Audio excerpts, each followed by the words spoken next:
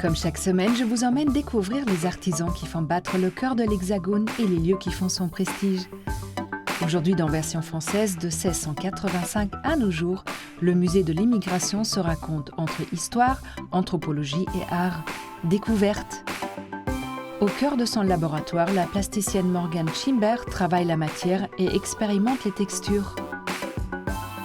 John Galliano donne au défilé de la maison Margiela un goût de voyage dans le temps et dans l'étrange au cœur de la nuit parisienne. Entre feu et transparence, Thibaut tente de dompter le verre en fusion pour lui donner des accents poétiques dans le geste. Et juste avant de rencontrer l'artiste plasticienne Morgane Schimber, notre rubrique Pépite. Sortez vos lunettes de soleil et vos bobs, risque d'insolation sur le monde de l'art et du design avec les paravents de paille de Jean-Michel Franck. Né en 1895, cet acteur majeur du style art déco réalise ses premiers véritables aménagements vers 1920. Intime des écrivains Louis Aragon et Pierre Drieux-La Rochelle, il s'improvise alors décorateur. C'est d'ailleurs dans la garçonnière de ce dernier qu'il se lance dans le grand chantier de l'épure. Murs blancs et meubles presque absents deviennent une signature. Véritable chercheur, il expérimente et travaille des matières surprenantes. Gypse, mica ou encore de la peau de raie appelée galucha. Tout en mettant l'accent sur la fonctionnalité et la simplicité, il devient alors l'inventeur du luxe pauvre, notamment avec son usage du chaume de seigle. Pratiquée en Europe entre le XVIIe et le XIXe siècle, la marqueterie de paille était alors très en vogue. Jean-Michel Franck ressuscite cette technique en version XXL. Le créateur sort la paille de seigle de son dessin timide et l'expose en grand sur des meubles entiers. On retrouve alors des paravents au motif soleil révélant une technique rare. Après quelques années d'oubli, ce sont Yves Saint-Laurent et Pierre Berger qui remettront sous le feu des projecteurs ses créations. En 2010, la maison Hermès rééditera même une dizaine de ses pièces d'exception. Bel hommage à celui que Cocteau surnommait « l'homme qui mit Paris sur la paille ».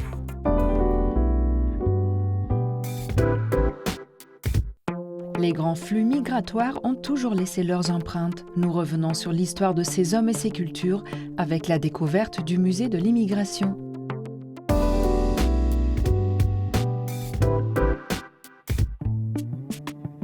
On se trouve au Palais de la Porte Dorée, dans le 12e arrondissement de Paris. C'est un monument qui est de style art déco, qui a été construit à l'occasion de l'exposition coloniale internationale de 1931. Et depuis 2007, le Palais de la Porte Dorée abrite le Musée national de l'histoire de l'immigration, qui valorise l'histoire et les mémoires de l'immigration en France. Le musée retrace 3 siècles de l'histoire de l'immigration en commençant sous l'Ancien Régime en 1685, période de grande diversité de flux migratoires en France. À cette époque, artistes et intellectuels étrangers viennent s'installer et marquent durablement notre histoire. On présente ici le portrait de Gian Domenico Cassini. Donc Cassini, qui est italien, qui naît en 1625 à Perinaldo. Il est formé à Gênes et il devient ensuite professeur d'astronomie à Bologne. Et en 1669, il est appelé en France par Colbert sur ordre de Louis XIV. Ce brillant astronome, qui a réalisé des avancées scientifiques majeures, reçoit en 1673 une lettre de naturalité, une attribution exceptionnelle faite par le roi. Les lettres de naturalité, c'est en quelque sorte l'ancêtre de nos actes de naturalisation. Donc avec cette lettre de naturalité, Gian Domenico Cassini devient sujet du roi, ce qui permettait de bénéficier de toute une série d'avantages, notamment la possibilité de transmettre ses biens à ses héritiers. Mais le musée présente également des objets qui racontent une histoire peu connue de la Grande Guerre, le recrutement de travailleurs étrangers venus de son empire colonial. À partir de 1916, la France elle recrute près de 140 000 travailleurs chinois qui sont regroupés sous l'autorité à la fois de l'armée française mais aussi de l'armée britannique. Donc ces travailleurs chinois ils sont majoritairement cantonnés à l'arrière du front. Ils travaillent dans des usines de munitions ou sur des chantiers de terrassement ou de construction de chemins de fer. Les travailleurs chinois sont soumis à une surveillance rigoureuse et assignés aux tâches souvent ingrates et dangereuses. Mais contraint parfois à de longs moments d'attente, l'artisanat de tranchées se développe et la matière première ne manque pas. On présente ici un ensemble de douilles d'obus qui ont été gravées par ces travailleurs chinois pendant la Première Guerre mondiale. Donc ce sont des douilles qui sont décorées de motifs végétaux et floraux issus de l'univers et du bestiaire chinois. Donc on y voit des fleurs de lotus, des dragons, des tigres, mais aussi des caractères chinois qui viennent vraiment orner ces objets assez étonnants. Aux côtés des œuvres et archives historiques, 21 parcours de vie sont racontés à travers des dons d'objets de particuliers témoignant de leur histoire intime et personnelle. De la mémoire des boat people, en passant par l'exil chilien, l'essor de l'immigration portugaise en France est également retracé. Donc entre la fin des années 50 et les années 70, l'immigration portugaise en France, c'est une vague d'immigration très importante. On passe de 20 000 à 750 000 Portugais en France. Ils deviennent la communauté étrangère la plus importante numériquement en France. Pour fuir la dictature salazariste, José Batista de Matos quitte seul son pays en 1963 avec l'espoir d'un avenir meilleur pour ses enfants. José Batista de Matos trouve un emploi dans les travaux publics et il travaille notamment sur les chantiers du métro et du RER. Et donc pour raconter son parcours de vie au musée, a fait don de son casque de chantier avec son nom dessus et de cette pierre qu'il appelle pierre trophée qui provient du chantier du RER A. Passé par le bidonville de Champigny, sa famille finit par le rejoindre. Il gravit au fil du temps tous les échelons, de chef d'équipe à chef de chantier, au long d'une carrière de près de 30 ans à la RATP. Ces objets qui nous permettent de raconter ces histoires intimes, ces parcours de vie, dans le musée, ils sont mis au même niveau que les œuvres, que les objets d'art. Donc ça fait partie des collections du musée, ils ont le statut de trésor national. Ce sont des objets qui ont le même statut juridique que la Joconde, par exemple. Mais le lien entre l'histoire et l'immigration ne s'arrête pas là. Fort de cette richesse multiculturelle, grâce à celles et ceux venus en France qui ont apporté un peu d'ailleurs, le parcours amène aussi un regard nouveau sur les œuvres musicales, artistiques et cinématographiques aux origines plurielles.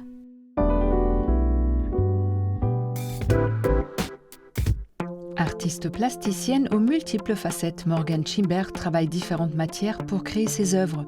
Elle nous a reçus dans son atelier.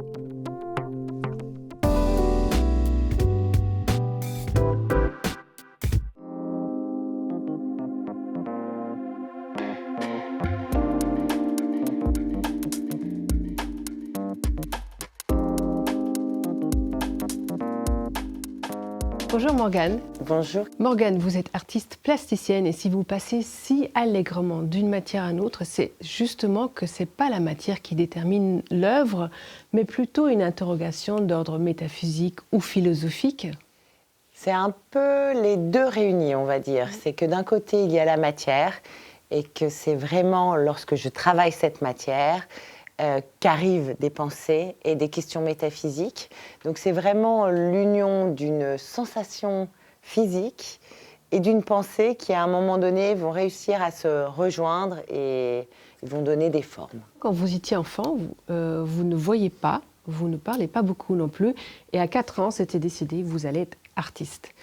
C'est fort. Oui, alors ça, pour moi, c'est un peu étrange, mais c'est vrai que... Vous n'avez rien fait d'autre depuis que d'être artiste. Oui, c'est vrai. Même pour vos parents, c'était évident. Et en fait, ça l'était sans doute plus pour mes parents. Aujourd'hui, je me rends compte que, ayant des enfants, je comprends qu'on voit les choses à travers son enfant. On voit un peu où est-ce qu'il va se diriger. Moi, je me disais toujours que il pourrait un peu s'inquiéter pour moi parce que je voulais être artiste, mais il ne s'inquiétait pas du tout. En fait, c'est vrai que ma chambre ressemblait plus à une grotte de sculpture. Je préférais rester dans mon laboratoire à expérimenter. Alors, je crois qu'à l'âge très tôt, j'avais repeint la machine à laver de mes parents à l'âge de 5 ans, où j'ai fait exploser leur cuisine au permanganate de potassium. Et donc, bon, ils voyaient que déjà que ça se dirigeait comme ça quelque part. Mais c'est vrai que... Ou une chercheuse ou une artiste. Oui, voilà. Et c'est un peu les deux qui se sont réunis parce que j'aimais effectivement... Je pense que le rapport à la matière, effectivement, vient du fait que je voyais très mal, et pas du tout. Je pense que ça vient forcément de cette enfance où le toucher était très, très présent.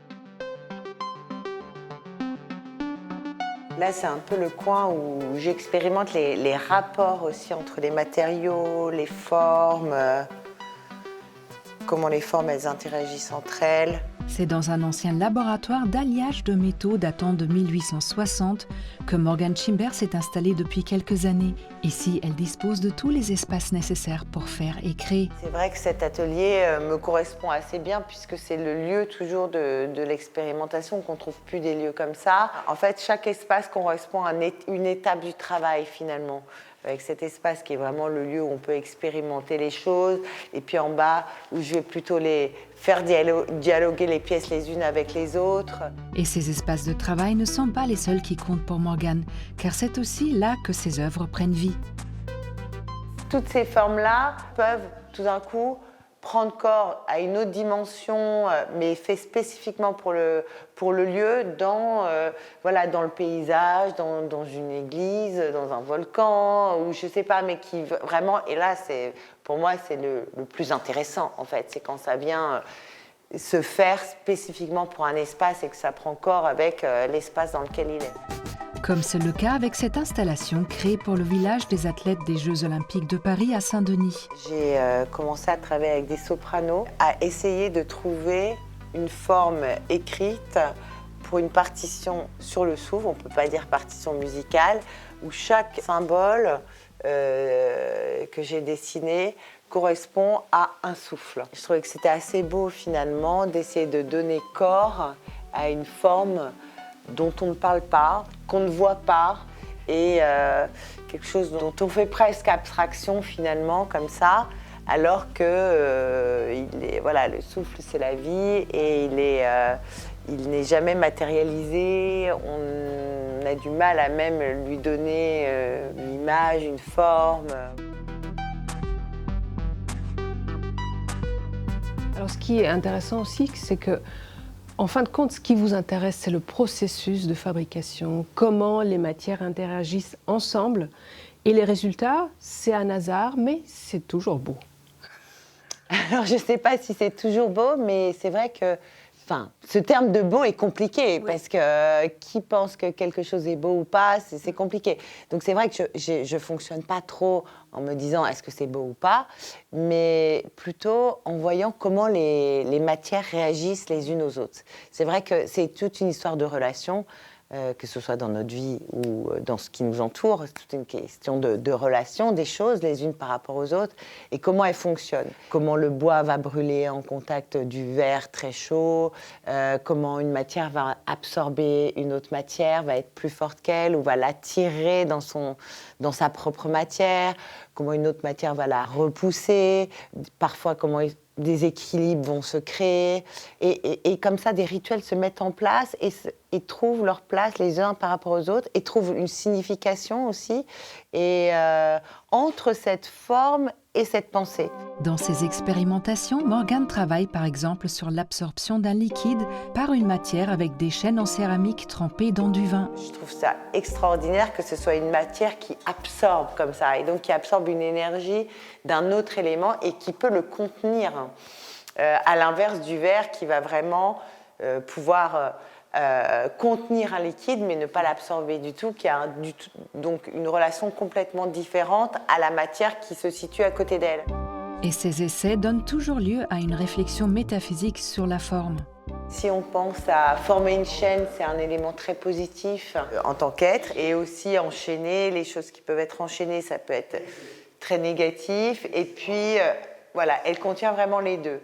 Former une chaîne, enchaîner, ce rapport positif et négatif qui, pour moi, reflète un peu l'être dans son entier. Ses pensées métaphysiques, elle les partage avec son ami sociologue et philosophe Scott Lash. Tous les deux ont des intérêts communs autour des questions sur la forme et les organismes. Pour moi, c'est un peu l'image aussi du cerveau, justement, tu vois. Mais pour toi, le cerveau et l'esprit, quel est le rapport? C'est une grande question. Je ne sais pas. Qu'est-ce qu'on pourrait dire? Parce que c'est trop... Justement, ce serait plus dit dans une forme. Disons, ton idée de cerveau, c'est un peu spirituel quand même. Tu trouves? Ouais. Bah oui, c'est pas que biologique, oui. Oui, non, c'est pas que C'est parce que biologique. t'es artiste. Ensemble, ils enrichissent leurs observations et leurs réflexions, mais aussi la vision qu'ils ont l'un de l'autre.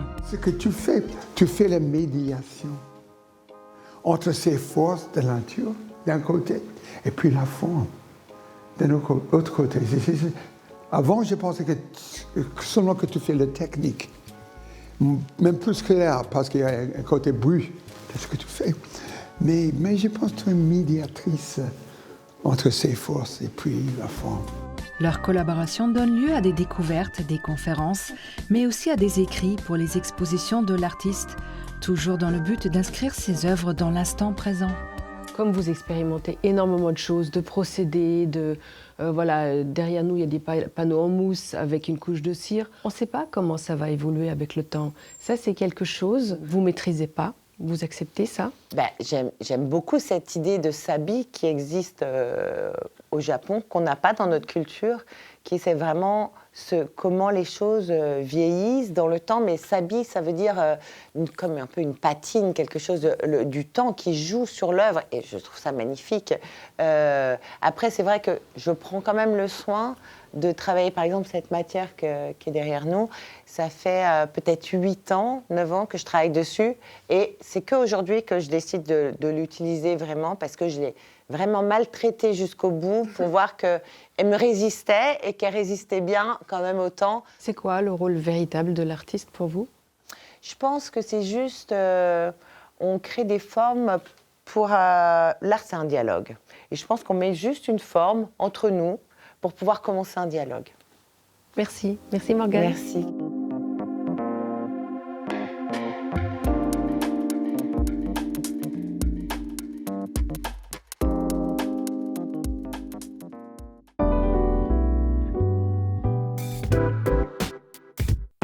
Chez Maison Margiela, John Galliano dessine le tableau d'un Paris décadent dans une collection haute couture exceptionnelle.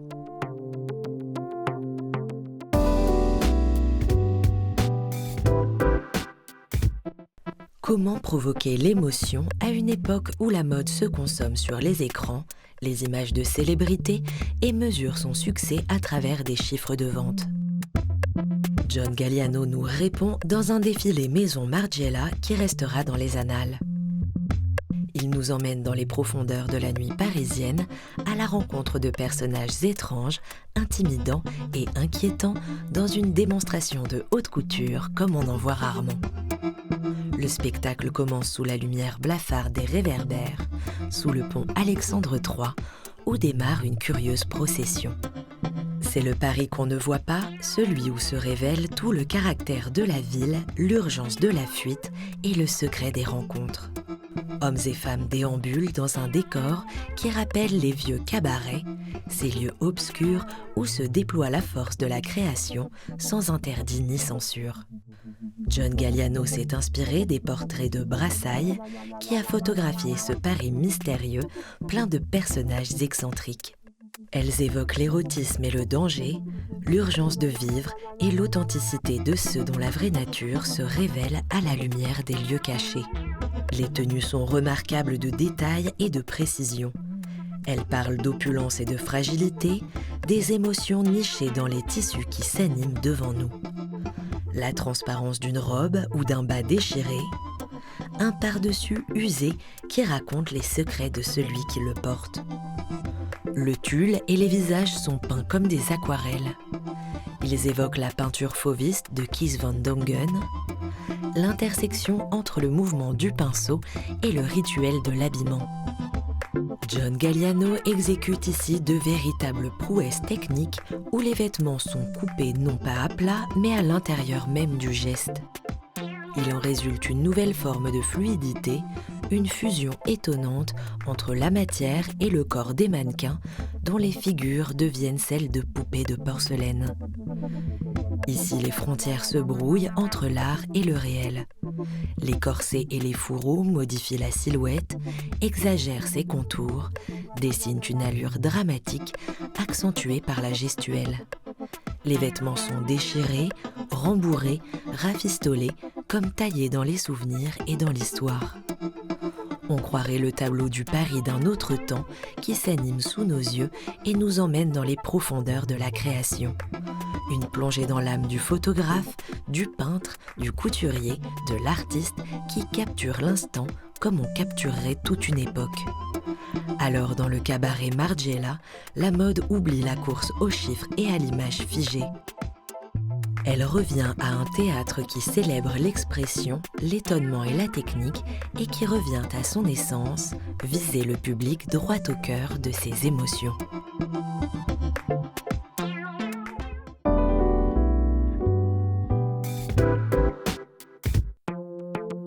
Dans le geste, rencontre avec Thibaut, un souffleur de verre toulousain qui dépoussière un savoir-faire devenu rare.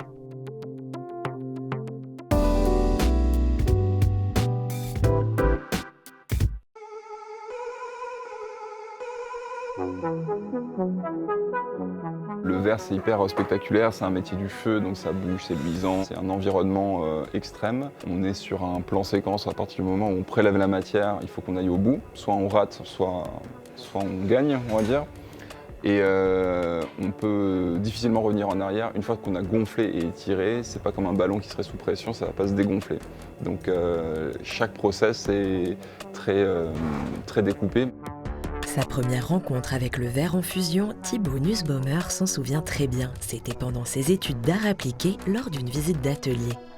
Immédiatement happé par les gestes du souffleur de verre et la beauté de la matière qui se transforme, il quitte son Alsace natale et installe son atelier Tipi à Toulouse. Si ces journées ne se ressemblent pas, elles débutent de la même manière. Thibaut et son équipe préparent les outils et vident le four qui contient la production de la veille. Dans le four en fusion se trouve du verre incolore. Thibaut prélève un peu de matière et commence à façonner sa base. Le verre, il y a un côté ingrat. On a beau avoir eu l'impression d'avoir fait tout 100% bien et un focus de 2 heures, on peut faire une erreur tout à la fin et on a 2 heures de perdu. C'est tellement impliquant de souffler du verre qu'on est forcé de déconnecter le cerveau. Pour le succès, pour tous les frais engendrés par toute cette machinerie, on est obligé d'être 100% sur le geste, sur l'instant. Et toutes les pièces que tu vois là, c'est un enchaînement de bons gestes au bon moment, à la bonne température, pour que tout se passe bien. Donc on va dire que c'est des petits succès par-ci par-là. Toutes les pièces qu'il souffle, il les a imaginées. De l'art de la table ou de la décoration d'intérieur, la plupart sont colorées. Une pigmentation qui intervient assez rapidement dans le processus. J'ai fait un premier prélèvement de matière qui va devenir la base de notre bouteille. Là, je refroidis les extrémités, je vais aller réchauffer et je vais courir au four pour coller la galette au fond. Thibaut utilise des tubes de verre colorés dans lesquels il découpe des tranches qu'il vient apposer sur le verre en fusion. Mais parfois, il doit créer ses propres galettes, comme pour cette collaboration avec une cacaoterie pour qui il prépare des œufs de Pâques en verre ainsi que la décoration de la vitrine. La plupart du temps, l'application de couleurs se fait assez tôt dans le process. Ça veut dire que la forme définitive n'est pas atteinte. Dans la partie designée de chaque objet, il y a la ligne qui est cadrée, mais la partie décor couleur, on lâche prise, on le cadre, on le guide, on l'accompagne. Et la touche finale, c'est le verre qui décide. Thibaut observe la réaction du verre, c'est la matière qui le guide et lui indique quand il peut passer à l'étape suivante. Donc là, on a fait un second cueillage. Le cueillage, c'est le prélèvement de matière. La couleur est maintenant enfermée entre 2 épaisseurs de verre transparent, ce qui nous permet de la maîtriser davantage et d'avoir un peu plus de masse de verre pour créer la bouteille. Le verre est maintenant prêt à être travaillé. Une succession de souffles brefs, mesurés et enfermés dans la canne qui vont créer une bulle. Une bulle sur laquelle on ne va pas faire grand-chose va rester ronde. Si on l'allonge, on va avoir une forme de bouteille. Si on la tasse, on va avoir une forme de bol ou de bulle de soucoupe aplatie.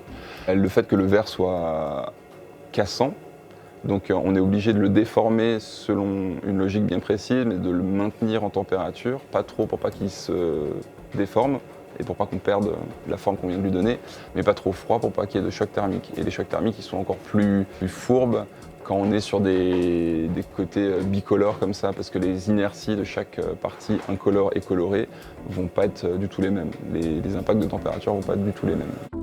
Un savoir-faire millénaire que Thibaut partage lors d'ateliers et transmet à ses équipes. Je trouvais ça beau que ce soit quelque chose qui soit millénaire, qui passe de personne en personne et que des humains peuvent sauvegarder et du coup transmettre. Donc, ayant cette affinité-là, je me suis toujours vu au moment de lancer l'atelier comme un passeur de savoir-faire, une partie très militante de sauvegarde et de partage pour que ce soit le plus vertueux possible. Seul souffleur de verre de la région, Thibaut collabore avec d'autres artistes et designers afin d'imaginer des pièces uniques. Puis en harmonie avec la matière, imagine un univers coloré pour son atelier.